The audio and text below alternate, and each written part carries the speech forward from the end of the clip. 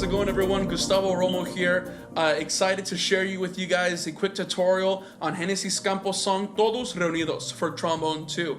Now, a great song because we get to really emphasize on the pop style of the brass in this music. You know, it's funny because it takes almost half the song for the brass players to actually step in.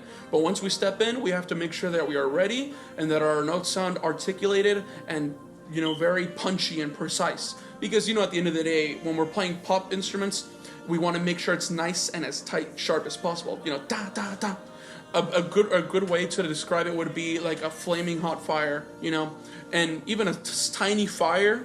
If you hold your hand over it, it's still gonna pinch, you know. It's there, it's small, but it still packs a punch, right? And that's how your instrument should feel when you're playing pop tunes, you know. Da da da, da da da da da da da da.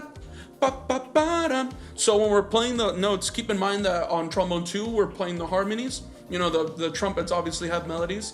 I'm pretty sure Trombone 1 has the melody, but I'd have to go back and look at that again.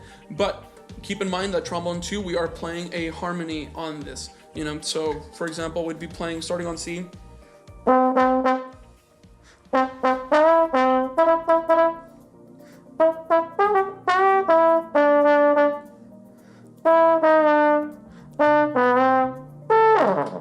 Right.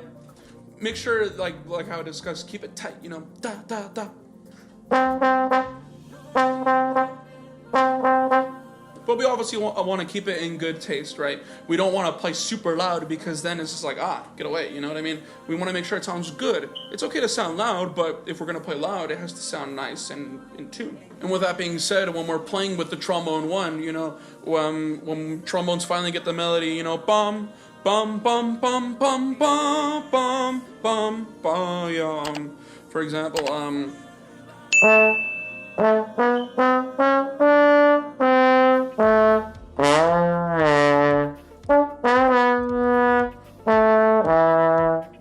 make sure we're nice and tight, lined up with the instruments next to you, right? Because Trombone 1 and Trombone 2, we both play this at the same time. So it's important that we sound like one instrument. You know, that's why they call it unison, because it needs to sound united. It needs to sound nice and unified. Otherwise, we have a weird thing where you can tell that two instruments are playing, and we don't want it to sound like that because that just sounds cheap, it sounds mediocre, and, you know, obviously we don't want that. We want it to sound good, right? So keeping in mind, good articulation. When talking to one of the arrangers of this song, Jim McMillan, he emphasized that you can really let loose as a trombone player on this song. You know, we have slides. Let's use them. For example, you know, in that same melody.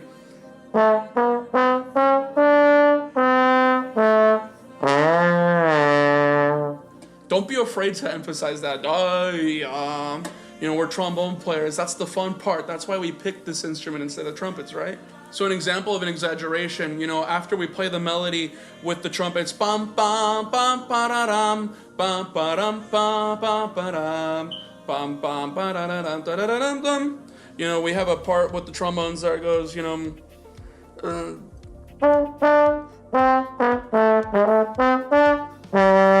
dum ba dum bum bum bum. But after that, you can really go out into 7th position.